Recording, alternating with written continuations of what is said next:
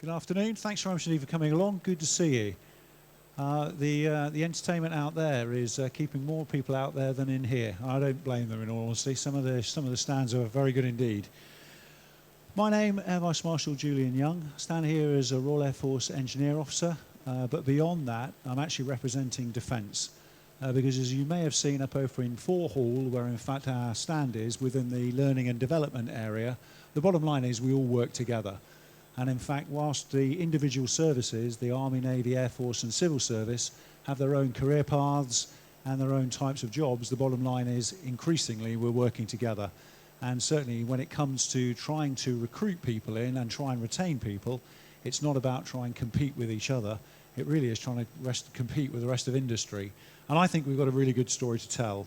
So, the National Skills Challenge is, as many of you know, is that we have a national shortfall in engineers and technicians across not only this country, across Western Europe and large parts of the developed world.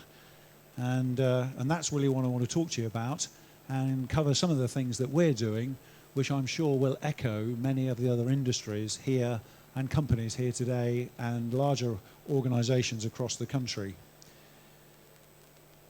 Now, many people have asked me as to why would you want to be a technician or engineer in the MoD? It would be fair to say that we don't always get paid as much as perhaps some of the people outside. But the good thing about it is that the equipment, as you can see on this screen, is that we actually get involved in.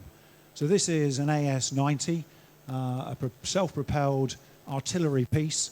It's fantastic. You can't get to work on anything like this unless you're working within defence and the defence sector. And we've got an armoured vehicle up in Hall 4, if you've not seen it, that starts to really bring this to home. Everything's much bigger, everything's much larger, everything's much heavier. And of course, in the environment in which you're then trying to fix it, repair it, maintain it, and keep it going and supporting it, people are actually, it's a very hostile and harsh environment. So I've scattered a few pictures of equipment through the words. If only to try and bring perhaps what it is that I'm really talking about, which is people, engineers and technicians working within the defence sector to life, as it were. So those are the aspects I'm going to cover, and in fact the point that I'll focus on there most is the attract, recruit, train, develop, retain and transition. That's the work cycle, life cycle of people that indeed not only we, that's not unique, any large organisation is trying to do that. Many of the organisations here will be trying to attract people and have already recruited perhaps apprentices, they're training them, they need to develop them, they'll then clearly work them very hard. And then indeed, as we see increasingly some, if I may say, younger people than me here today, not necessarily everyone is going to stay in an organisation the way I have for 35 years. You couldn't possibly imagine that you would stay in organisation or industry for that long or in a job, but actually looking and seeing what it is that you can get from that particular job, what is it that you can add to your CV, what is then going to make you competitive to want to work on something exciting next time round. And so retaining is very key to us across large organisations, engineering companies in this country, and sure as heck defence. The thing about the transition is unique, I guess, to defence. In as far as we are, by and large, and you wouldn't know it looking at me, but a young person's game. And so even if I wanted to, there's no way that I can actually stay in the MoD working for the Royal Air Force beyond another couple of years. So we are an up and out type organisation that increasingly, or not increasingly, but has physical demands on the jobs that we do. Now, whilst I can't remember the last time I ever fixed a bayonet, as it were, and stormed a trench. But the bottom line is you still need to be fit to what it is that we do. I spent a good couple of months in Afghanistan a couple of years ago, and it's hard work working in very hot and humid conditions. And therefore, you do need a degree of fitness. So unless I win the lottery, when I leave, I'm going to have to get a job outside. And thus, what increasingly the MoD is doing is paying a lot of attention to the transition of its own people and making sure that they can actually transfer the skills, the profession, the competences they have into the civilian world. And that is a very big deal for us at the moment. And indeed, when we look across the entire defence sector, it's a big deal for industry too. industry, whether it's defence or otherwise, is having just as big a difficulty trying to bring people in. And thus, if in fact the people that we lose are still reasonably fit, maybe not quite as fit as the MoD desires them to be to do the job in a hostile, harsh environment, but what it does mean is that they can then move outside into civilian industry and continue to utilise the skills that they've got and the experience they have to great effect. So as far as we're concerned, if we can keep people within the defence sector, and I mean in defence industry, then that's a great place to be, particularly as we are increasingly looking to reserve opportunities and trying to encourage people with the skills, perhaps those who have been in the military in the past or in the civil service in the past, perhaps to spend a few exciting weekends and weeks away back in the military and actually satisfy perhaps a craving that was once there and is no longer available. The numbers that you see there are very widely available. That's the Engineering UK figures for 2015, shows indeed what the UK is needing for both level 4 and level 3 engineers and technicians, and you can see quite quickly the gap that exists between the left-hand column and the right-hand column. So for our younger folk here, if you are engaged in an engineering apprenticeship, jolly well done to you. You have a career for life if you wish to retain and stay within engineering, and there's absolutely no reason why you shouldn't. So the gap is substantial that we in the MoD and other large organisations and small organisations is trying to cover with. We are fishing exactly in the same pond, and the stock is definitely depleting, and it is driving behaviour. Now, some of that behaviour is in fact driving engineering and activity offshore, because the same shortfall does not exist in China, does not exist in India, but does exist in many of the other countries in the South East and South Asian rim. And so we are competing not just nationally but internationally. So what are we doing about it? The MoD recognises that as I've already explained, that engineering is a critical skill. And so there's a huge amount of activity that was already going on. The individual armed forces, Navy, Army and Air Force and the Civil Service were each doing a lot of their own things. They were engaged in STEM activity. They were actually introducing their own graduate development schemes and a whole bunch of different methods. But what was not happening is that we were not really coordinating it very well. And so I was appointed as the Defence Engineering Champion last year to just try and coordinate and to collaborate the work that we're doing. Because in the way that I described right at the beginning, the four services in the MoD need not compete with each other, but we sure as heck are competing with outside, and thus that we just need to combine forces, work out who's got some great ideas, try and apply those more widely, and hopefully get the kind of people that we're looking for, which are high quality technicians and engineers, into the MoD. You won't see it in the slides here, but we've got just a little over 53,000 engineers and technicians working in the Ministry of Defence as full-time employees. And if in fact when we look at a very large number of the people here at the Trade Association 2016, a lot of the companies out here are our subcontractors. A huge number of them will be here. We've seen a lot up at Hall 4. Come onto it, come onto the display. If you've not been up there, it's great. We've got a Trent gas turbine engine, and there have been people up there to say, I actually manufacture that item. I've never seen it on an engine, but I manufacture that item, and we've been doing that for 10 years. And that is a great story to tell. So it shows that not only is it the people in the front line who are actually delivering defence, but a massive swathe of the manufacturing and technology companies across the country.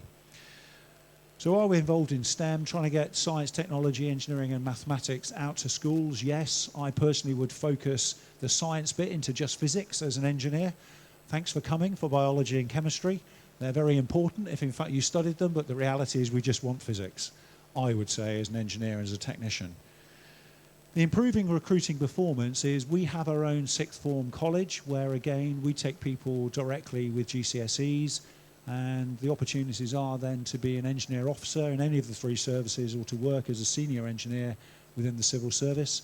We've got our own Defence Sixth Form College at Welbeck up near Market Harborough, and we then offer bursaries to those people guaranteed into one of 4 principal university areas in the country, up at Newcastle, Birmingham, Loughborough and Southampton. And there is a military MoD unit sitting alongside them who will actually encourage them through their studies and also offer a whole bunch of different extracurricular activity, principally adventurous training. So lots of opportunities for people to firstly enhance and sustain and grow the leadership skills that indeed is buried in all of us, but is very much needed within the military. Just before Christmas, we've got a massive drive towards professionalising all of our engineers and technicians in the MoD. It's always been the case for many, or for at least for many years, that indeed the MoD would pay the professional registration fees for our civil servants. But against all of the current rules and regulations, the MoD is now doing that for its engineers and technicians. And so we're working very hard with the professional engineering institutions, firstly on a corporate and corporate level, but most importantly getting them out to our barracks, garrison ships and stations to try and encourage our people to join and think about their own professional development as indeed they build up their own CVs. And unless in the way that I described they win the lottery, they absolutely will need to take those skills outside. Are we chasing diversity? Yes, of course. In the way that I described earlier, the competition is fierce, but we of course have got some activities where we have to have British nationals. And so that of course constrains the market and labour force from which we're fishing. And so do we need to be as diverse as possible? Yes. And I don't just mean black, Asian, minority ethnics. I don't mean that at all. I mean that we need and are increasingly becoming very flexible employers. So you won't find many military establishments that don't have childcare facilities actually on the base. And increasingly, again, looking towards job share, looking towards people taking unpaid leave, as it were, if in fact they wish to go off and pursue another career outside, and to then bounce back into us. And the skills passport that's at the bottom of that slide, again, is another initiative so that people are able to, in the military, write down what it is, the skills that they've got against some benchmarks. The benchmarks of the Engineering Council for those engineers and technicians. For those of you who gather increasing management experience, the Chartered Management Institute. So again, we can map precisely the type of opportunities that we have against those skills, and also the Association of Project Management. So the skills passport is trying to turn military jargon and military language into something that actually fits the outside world, and hopefully then allows the transition of very skilled and competent people to continue their work outside. So again, what does the Royal Navy do? It has one of the most advanced destroyers anywhere in the world, the Type 45. There it is, down at Portsmouth. Fantastic site. We've got 6 of these sailing around the world, protecting Her Majesty's interests and very lethal, potent weapons. And again, doing a fantastic job with some very highly trained Navy technicians and engineers working with them. And of course, backed up by our support from industry. So the Defence Engineering Champion team, the job that I've got, as it were, in the way that I've described, we're trying to bring clarity of purpose, bit of coherence across all of the 4 services, what it is that we're doing, and trying to get increasingly to collaborate. As far as inward facing, that's into the 4 services, and outward facing, we are dealing with industry. We've already established some industry working groups to try and pursue not only something that's good for us, but that is good for them. Again, with academia and professional engineering institutions I've already mentioned, and STEM partners, and a bit more of that a bit later. We've got a nominal 2-year life to try and change the world. I very much doubt that we'll change the world in 2 years, but hopefully we'll have done enough, as it were, to show that this kind of function needs to extend. And the strategic end state, as we look to the future, is again, you could almost see, if I took the word defence out, this would probably match every single company here at the Trade Association 2016. A resilient, agile, engineering, human capability to meet the blank, blank, blank requirement. In our instance, it's defence. For many others, it will be whatever you want it to be.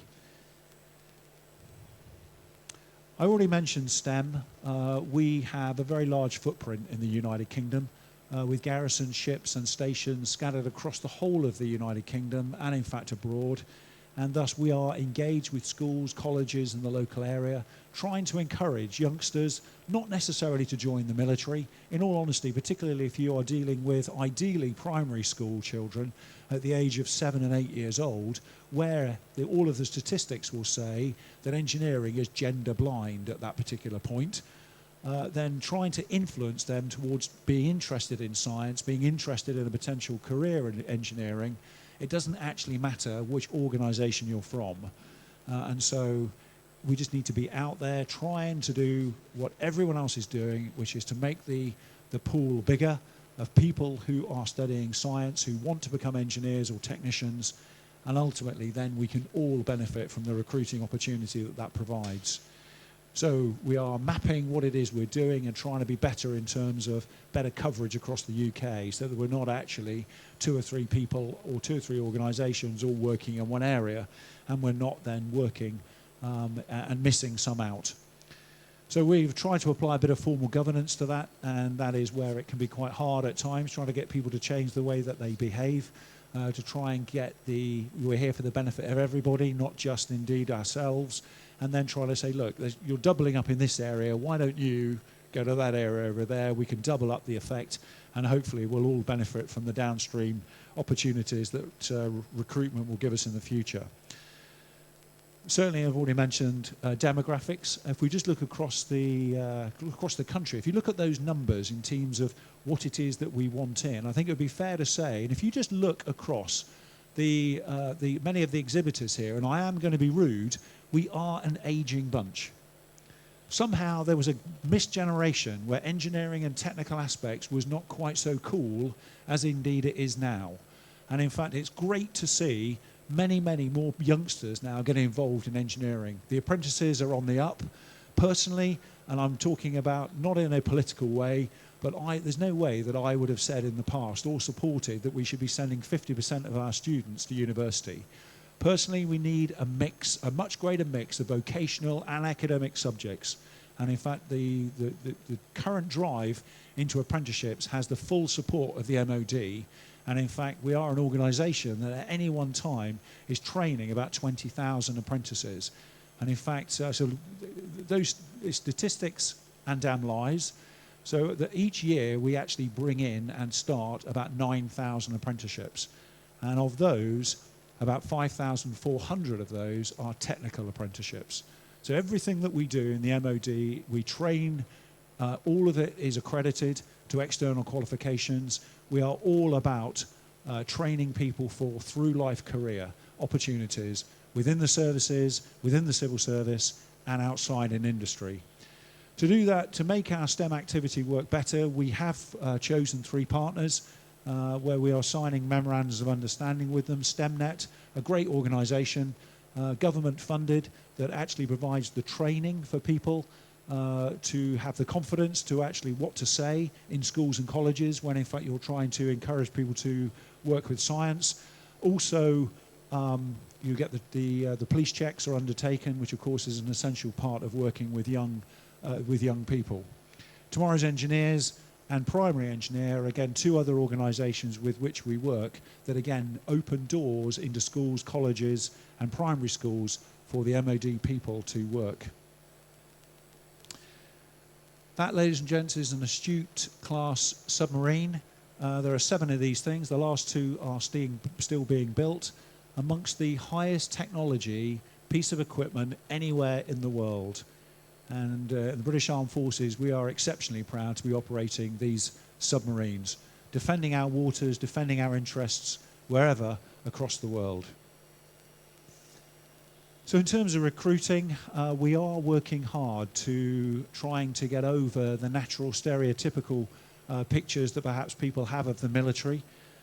More importantly, what we're attempting to do is actually look towards an older populace and actually being prepared to bring people in during their late 20s, into 30s and into 40s, where there's a huge amount of competency of people who've got skills. It may well be that those people were within the military. It may well be they've left and perhaps have lost a little of the excitement in their world, and there's an opportunity for them to join.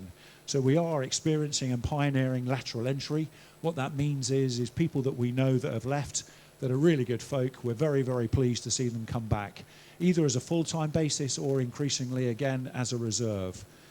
And so where we are, where in fact, again, many schools and much of our marketing had in fact started to fall off over the last few years because we had been downsizing.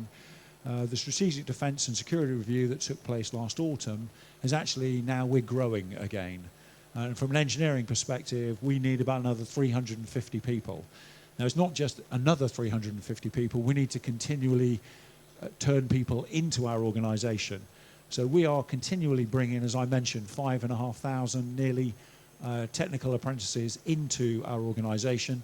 Now we're having to try and grow that up for an additional 350. So the trends have reversed. We are absolutely in the marketplace. And most importantly, not only do we need to recruit, but we need to retain people. And in the way that I've already described already, not just within our services, but within the defence sector. Apprentices, I've already said, we are the MoD's largest provider of apprentices, and we're very proud of that. We, just like every other employer, is getting our minds around the apprenticeship levy to make sure that we are as attractive as we can be, and that we have a number of world-class organisations that are training our people. Aeronautical engineers out of RF Cosford, and marine and weapon engineers for the Royal Navy out of HMS Sultan. Both of those organisations are tri-service. So if you're an aeronautical engineer, you'll be trained at Cosford. If you're an electrical and mechanical engineer, you'll be trained out of HMS Sultan, regardless of the service that you may be in and finally work for. I've already mentioned the professional engineering institutions, which are hugely important to us in terms of benchmarking the skills that we have and making sure that we are keeping up with the developments so that our people are able to take their skills out into the UK marketplace. That is an Apache HC Mark I helicopter. Took that picture myself. In fact, during the display season last year, my day job is as an RAF engineer, but I work in a joint environment alongside Navy, Army and civil service colleagues at the organisation that procures all of the equipment that the armed forces use. So the Astute submarine that you saw, we buy nuclear submarines, we buy desert boots, and my particular job is that I buy and support helicopters. And so we are just about to purchase another 50 Apache helicopters for use by the British Army, and that is one at its best angle, it would be fair to say. In terms of the retain, the easy option of trying to keep people in a particular job is give people more money. The reality is within the public sector is that's kind of impossible.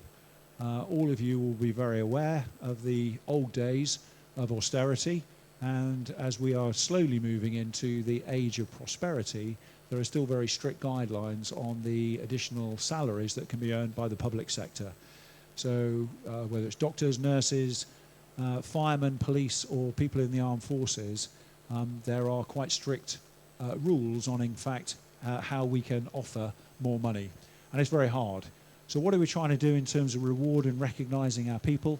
Firstly, making sure that all the training we offer is, in fact, accredited, so that people are gaining skills specifically for their lifetime.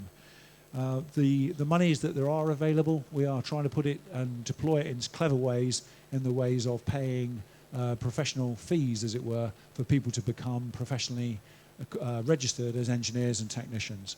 And we're also doing a lot, as it were, to try and build the engineering community. Because as the old joke goes, you can always tell an extrovert engineer by the fact they're looking at your shoes. The reality is that we don't always play to our best strength. We don't always sell ourselves as well as indeed we could. And I mean with perhaps other professions within large organisations. And the time of the engineer must come. I spoke about a competency and skills framework. That's it. I thought the slide might be bigger. You won't see it, so I'll move on. And similarly, this particular diagram is a little confusing for the slides and the distance you are from them. And so again, I'll move on quickly to the Chinook helicopter. Again, taken last year during the display season. This is one of the finest pieces of technology that in fact exists in the helicopter world. These aircraft, we've been operating the Royal Air Force for 35 years, But the bottom line is the silhouette remains the same. The aircraft, in fact, continually adapts through modification and upgrade. We just took the delivery of the very last and 60th Chinook into the Royal Air Force. It arrived at Liverpool docks, fresh from Boeing, Philadelphia, on the 11th of December last year. So brand new helicopters coming into the armed forces, and these are the opportunities that we have. Firstly, for people to work on them, to maintain on them, to really cut their teeth, as it were, in what it's like to be a technician in a harsh and very demanding environment. But also, that particular piece of kit will have been built by many of the people outside here in the Trade Association. And in fact, I spoke about the Apache. We're buying brand new ones. 5% of those aircraft are manufactured by UK companies, down to very small components up to quite very large ones. But it's a great story for UK to be part of international defence. And the products will go on for years, and sure as heck are battle winning. So in terms of enablers, are we having to do that boring policy stuff? Yes, we are. In terms of how do we go about trying to tie together all of our 4 services. Strategic workforce planning. So again, what are the offers that we are offering? We don't need to compete with each other. We need to compete with industry. So we're keeping very close tabs on what's going on outside. And in the way that we are able to, we are desperately trying to keep up, as it were.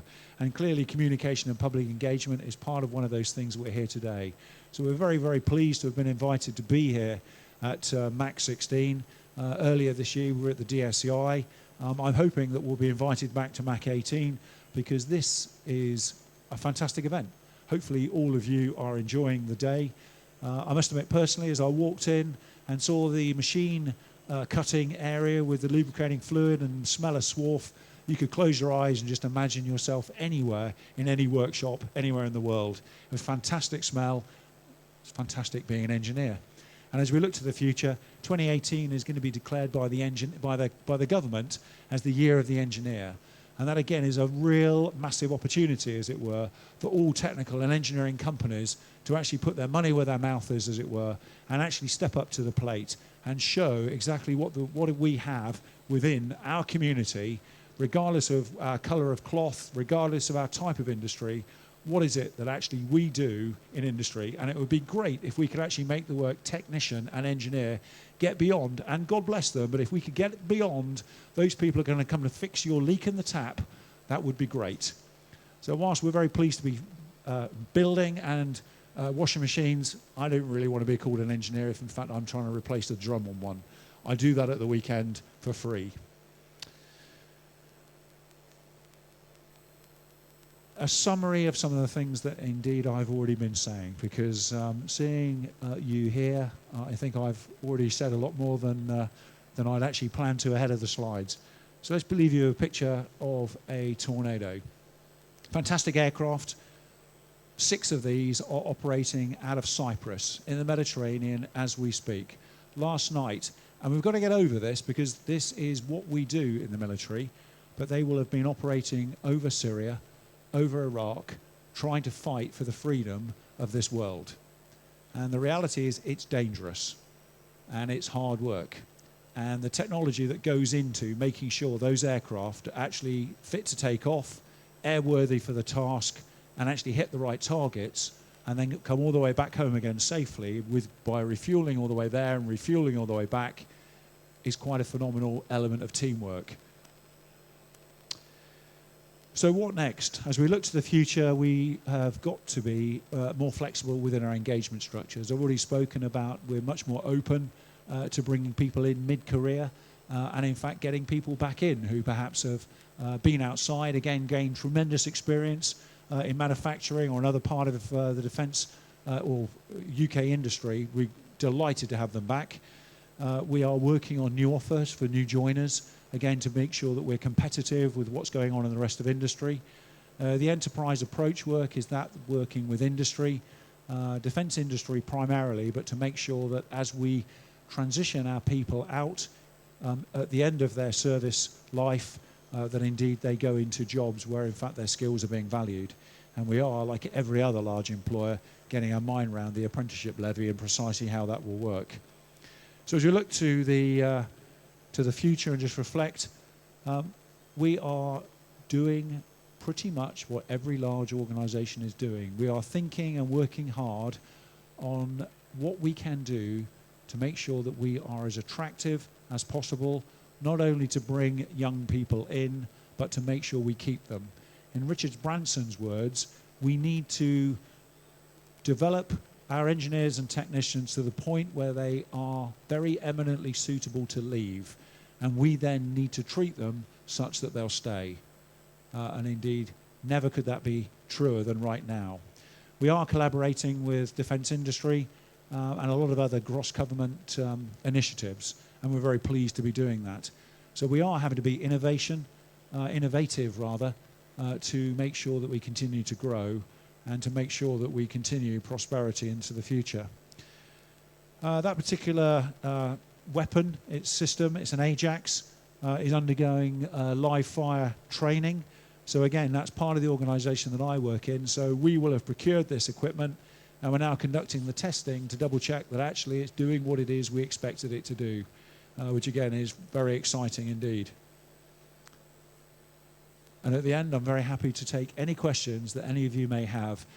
I'll also be hanging around at the back, so if in fact nobody wants us to ask any here and now because you are a little bit nervous or you just don't want to ask that particular one, I'll hang around at the end, and I'm very happy to answer any questions for as long as you have them at the end.